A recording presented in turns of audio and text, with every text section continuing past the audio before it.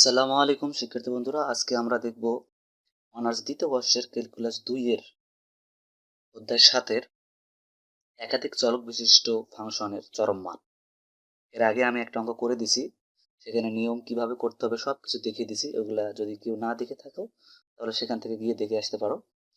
এখন আমি দেখাবো এই অঙ্কটি f of x y equal x cube plus y cube minus 3x minus 12y plus 20 এর আপেক্ষিক লঘিষ্ঠ মান এবং গরিষ্ঠ মান নির্ণয় করো। তো প্রদত্ত ফাংশনটা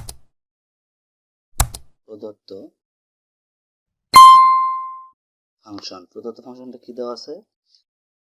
f of x, y equal to x cube plus y cube minus 3x minus 12y plus 20। আচ্ছা, এখানে আমাদেরকে অবশ্যই x এর সাপেক্ষে একবার অন্তরীকরণ করতে হবে, y এর সাপেক্ষে একবার অন্তরীকরণ করতে হবে। তোমরা সবসময় মনে রাখবে যে এখানে x যেহেতু x আছে, y আছে, তাহলে আমাদেরকে x এর সাপেক্ষে অন্তরীকরণ করতে হবে একবার, y এর সাপেক্ষে একবার অন্তরীকরণ করতে হবে। তো আমরা x এর সাপেক্ষে একবার অন্তরীকরণ করি, তাহলে আমরা লিখতে পারি dx ইকুয়াল টু, এখানে x কোথায় কোথায় আছে দেখি। এখানে x আছে, এখানে x আছে, এখানে x আছে, আর কোথাও x নেই। তাহলে আমরা এই দুটোরই অন্তরীকরণ করব। তার কারণ যেখানে আমাদের যেটা দিয়ে আমরা অন্তরীকরণ করব সেটা যেহেতু এদিকে নাই, তাহলে সেগুলো তো ওগুলো আমরা সব জিরো হয়ে যাবে। তো সেজন্য আমরা যেখানে x আছে সেগুলোর অন্তরীকরণ করব। তাহলে x কিউব, আমরা জানি যে কিউব সামনে আসবে, পাওয়ার সামনে আসবে, x এর সাথে কি হবে? 1 হবে, মাইনাস 1 হবে। তারপরে কি আসছে এখানে? মাইনাস, এই যে মাইনাস 3, এখানে 3 পাচ্ছি, x এর মান যেহেতু 1, 3 পাচ্ছি। এবং dy ইকুয়াল টু কি পাচ্ছি?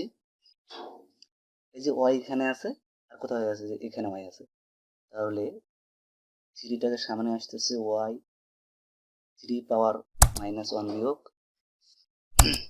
মাইনাস এই যে 12, y এর মান হচ্ছে 1, যেহেতু আমরা y এর সাপেক্ষে অন্তরীকরণ করতেছি। তো দেখো, তাহলে এটাকে আমরা কি পাচ্ছি? 3x পাওয়ার হচ্ছে 2, যদি 1 বিয়োগ করি 3 থেকে তাহলে পাচ্ছি 2, আবার মাইনাস 3, এবং dy সমান আমরা কি পাচ্ছি? এখানে dy সমান পাচ্ছি আমরা 3y স্কোয়ার মাইনাস 12। এই তো আমরা অন্তরীকরণ করে নিছি।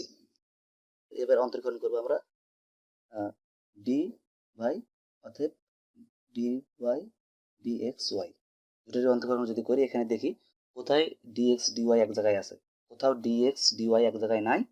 সো আমরা এখানে ধরে নেব 0। আচ্ছা, dy dx dd yx xy এর আমরা অন্তরীকরণ করলাম। এখন আমরা জানি এই অঙ্কের উত্তর বার করতে গেলে আমাদেরকে কি লাগবে? আমাদেরকে 3টে জিনিস লাগবে। এক লাগবে হচ্ছে আর, একটা লাগবে টি, আর একটা লাগবে এস, তাই না? তো এখন আমাদেরকে আর বার করতে হবে। আর বার করতে গেলে আমরা জানি যে ডি ডিএক্স এর অন্তরীকরণ আমরা করলাম, এটিকে আরেকবার অন্তরীকরণ করব। তাহলে আরেকবার অন্তরীকরণ করতে গেলে আমাদের এখানে দিতে হবে 3 পাওয়ার সামনে আসলে 2x 2 মাইনাস 1। এখানে যেহেতু শুধু 3 আছে, x নাই, তাহলে আমরা অন্তরীকরণ করতে পারবো না, এটা 0। সরি, এই দুটো তাহলে আমি পরে লিখি, এখানে করে নেই। তাহলে 3 3 দুগুণী 6, x পাওয়ার 1 1 বাই করলে 1 পাওয়ার 1 হয় না, তাহলে 6x হচ্ছে 6x। এবার যদি আমরা ফির আবার টি বার করে নিই, তাহলে টি হচ্ছে y এর দুইবার অন্তরীকরণ। তাহলে y কে দুইবার অন্তরীকরণ করলে পাবো আমরা কি? 6y। এবার কি করব? s বার করবো। s কি পাইছি? s হচ্ছে xy এর অন্তরীকরণ আরেকবার। তাহলে আরেকবার যদি x এর অন্তরীকরণ করি, 0ই আছে তো 0ই হবে। তো 0। এবার আমরা শর্ত সাপেক্ষে জানি, অতএব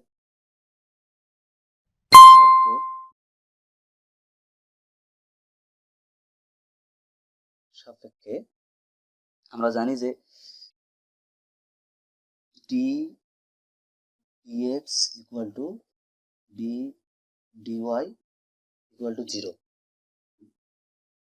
যদি ডি ডিএক্স সমান ডি ডিওয়াই সমান 0 হয়, তাহলেই আমরা কি করব, এই শর্তটা পূরণ করতে পারবো, লঘিষ্ঠ গরিষ্ঠ মান বার করতে পারবো। তাহলে আমরা লিখতে পারি ডিডিএক্স কোনটা, ডিডিএক্স হচ্ছে আমাদের এইটা না, তাহলে এখানে লিখতে পারি আমরা 3x² - 3 ইকুয়াল টু 0 এবং লিখতে পারি ডিডিওয়াই সমান লিখতে পারি 3y² - 12। এইটা এখন এটাকে যদি আমরা করি তাহলে আমরা পাবো কিভাবে, দেখো এখান থেকে আমরা 3টাকে কমন নেই, তাহলে আমরা পাচ্ছি x² - 1 ইকুয়াল টু 0 এবং এটিও করে নিই, তাহলে এখান থেকে যদি আমরা 3টাকে কমন নেই তাহলে আমরা পাচ্ছি y² - 4 3 × 12 ইকুয়াল টু 0, এটা ইকুয়াল টু 0 পাচ্ছি।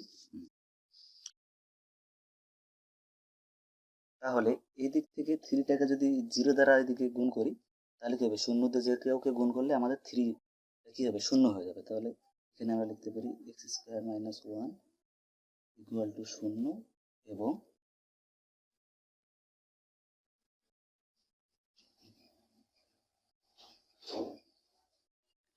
y² - 4 equal to 0। তাহলে তাহলে এখন যদি আমরা এখানে x² মাইনাসটাকে দিকে পার করে নেই তাহলে 1 এবং এখান থেকে y² - 4টাকে এদিকে পার করে নিয়ে গেলে আমরা পাচ্ছি 4। আর এটারে যদি এবার স্কোয়ারটাকে আমরা এদিকে পার করে দিই তাহলে আমরা পাচ্ছি √1, আবার y এর এটাকে পার করে নিয়ে গেলে আমরা পাচ্ছি √4, তাই না? তাহলে এখন আমরা কি পাচ্ছি, এখানে এখানে x সমান +-1 এবং y সমান +-2, এই তো। তাহলে এখন আমরা লিখতে পারি সন্ধিবিন্দু সমূহ,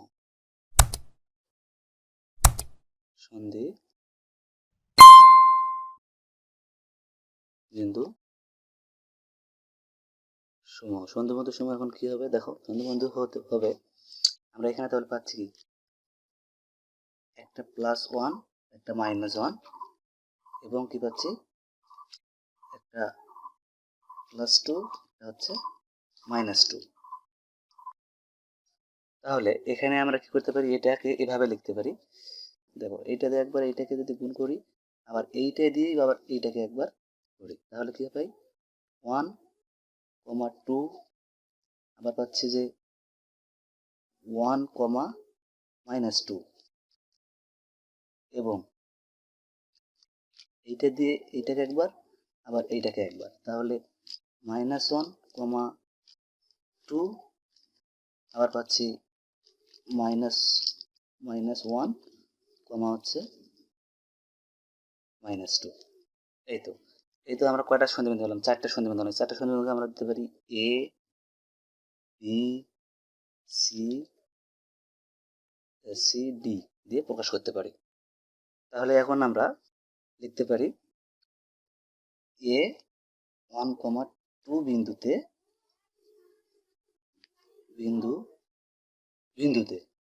আমাদের কি মান বসাবো, আমরা আর এর মানটা নির্ণয় করব। আর এ আমাদের ছিল 6x, এই 6x এর জায়গায় বিন্দুগুলো বসাবো। তাহলে এখন এখানে এই যে 1 হলো x, 2 হলো y, আমরা জানি x y, তাহলে x, এটা হচ্ছে y, তাহলে আমাদের সূত্রে কি ছিল, আর এর সূত্রে ছিল 6x, তাহলে 6x এর মান কত 1, বসে দিলে আমরা পাচ্ছি কি 6। এভাবে যদি আবার আর টিটা বার করি, টিতে আমাদের কি ছিল 6y, তাহলে এখানে আমরা লিখতে পারি 6y এর মান কত আমাদের 2, তাহলে আমরা 3 দুগুণে 6, 6 দুগুণে 12 পাচ্ছি। তাহলে 12 যদি পেলাম, এটা কি হলো 0-র থেকে বড়, এটা হলো 0-র থেকে বড়। তো এস এর মান তো আমরা 0 পাইছি ওখানে, তাহলে এখন আমরা কি করব, এই সূত্রটাতে মানটা বসিয়ে দেবো, সেটা হচ্ছে আর পি মাইনাস এস স্কোয়ার। এই সূত্রটাতে বসে দিয়ে আমরা কি মান, শর্ত মতো আমরা এই সূত্রটাতে যদি বসে আমরা যদি মান প্লাস ধনাত্মক পাই, তাহলে লঘিষ্ঠ অথবা গরিষ্ঠ মান বিদ্যমান থাকবে। আর যদি কোনো মানে না পাই, তাহলে সেটা কি আমরা লঘিষ্ঠ গরিষ্ঠ মান কিছুই পাবো না। তাহলে চলো এই দুটাতে মান বসে দিই। আর এর মান কত পাইছি আমরা এখানে 6 ইন্টু এর টির মান পাইছি আমরা 12, ব্র্যাকেট দেই মাইনাস এস, এস এর মান কত 0, 0-র উপর স্কোয়ার দিলে তো আমরা 0ই পাই। তাহলে এখন আমরা লিখতে পারি 6 বারাং আমরা পাই কত 72, এটা তো 0, এটা তো হয় না, তাহলে আমরা কি হচ্ছে, এটা হচ্ছে 0-র থেকে বড়। তাহলে দেখো এখন যেহেতু 0-র থেকে আর এর মানটিও বড় হলো, 0-র থেকে টির মানটিও বড় হলো, আবার এস এর মানটিও 0-র থেকে বড় হলো, তাহলে এটা আমাদের কি হচ্ছে, শর্ত মতো, এর আগে আমি দেখেছি শর্ত মতো, তাহলে এটিতে লঘিষ্ঠ মান বিদ্যমান। কি মান বিদ্যমান, লঘিষ্ঠ মান বিদ্যমান, কারণ আমরা জানি শর্তে ছিল যে যদি আর এর মান 0-র থেকে বড় হয়, টির মান 0-র থেকে বড় হয়, আবার যে মানটা বার করব সে মানটা যদি 0-র থেকে বড় হয়, তাহলে সেটা লঘিষ্ঠ মান বিদ্যমান থাকবে। তাহলে আমরা লিখতে পারি অতএব 1,2 বিন্দুতে লঘিষ্ঠ মান বিদ্যমান থাকবে। তাহলে মানটি কি লিখবো, মানটি লিখবো আমরা দেব তা হচ্ছে, লিখতে পারি তা হচ্ছে, লিখে আমরা কি করব, এই 1,0 বিন্দু দুটি আমরা ওই আগের প্রথম যে সূত্র ছিল সেই সূত্রটাতে বসাবো। সেটা হচ্ছে এই যে এই সূত্রটাতে এখন আমরা এক্স আর ওয়াই এর মানটা যে 1,2 বিন্দু বসে দেব, দিয়ে তাহলে আমরা লঘিষ্ঠ মানটি পাবো। তা দেখি তাহলে কিভাবে করা যায়। দেখো আমাদের সূত্রটা আগে লিখি, আমাদের সূত্রটা কি ছিল, যে f of x comma y equal to ছিল কি x cube plus y cube minus 3x minus 12y plus হলো 20। তাহলে এখন আমরা এখানে মান বসিয়ে দেবো, এক্স আর ওয়াই এর মান বসিয়ে দেবো। এক্স হলো এইটা, ওয়াই হলো এইটা, এর আগে আমি বলছি এক্স এটা, ওয়াই ওইটা, আমাদের এই বিন্দুগুলো হয় এক্স ওয়াই। তাহলে এক্স এর মান আমরা কত পাচ্ছি 1, 1 এর উপর কিউব প্লাস ওয়াই, ওয়াই এর উপর কিউব মাইনাস 3, এক্স এর মান কত 1 মাইনাস 12, ওয়াই এর মান কত 2 প্লাস 20, এটা পাচ্ছি। এখন এখানে আমরা 1-এর উপর যেই দিই না কেন, কিউব দিই, 4 দিই, স্কোয়ার দিই, 1ই হয়, এটা আমরা জানি। প্লাস 2-এর উপর কিউব দিলে আমরা 2 দুগুণে 4, 4 দুগুণে 8, 8 পাই, তাই না, 8 মাইনাস 3 এর 3 মাইনাস 12 দুগুণে কত হয়, 12 দুগুণে 24, সরি 24, 24 প্লাস 20। এখন যদি আমরা কি করব, বিয়োগ দুটোকে এক জায়গায় করি আর যোগ দুটোকে আলাদা করি, 20 আর হচ্ছে 8 28, 29, 29 মাইনাস 24 আর 3 হলো 27। এখন যদি বিয়োগ করি 27, 39 থেকে 29 থেকে যদি এখন 27 বিয়োগ করি, তাহলে আমরা পাচ্ছি 2। অতএব লঘিষ্ঠ মান